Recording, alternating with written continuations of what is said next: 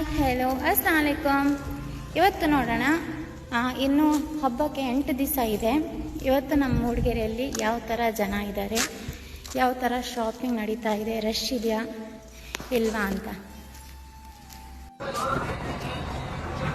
Full ಖಾಲಿನೇ ಇದೆ. ಮೊದಲೆಲ್ಲ full rush ಇತ್ತು.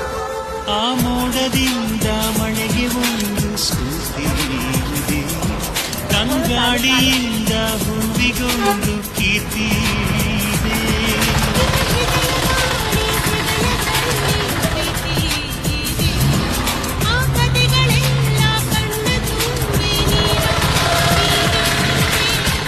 ಇದು ಮರೆಯದ ಹಾಡು, ಮೌನಗಳೇ ಸಾಕ್ಷಿಗಳು. ಇದು ಮುಗಿಯದ ನೆನಪು, ವಿರಹಗಳೇ ಗುರುತುಗಳು.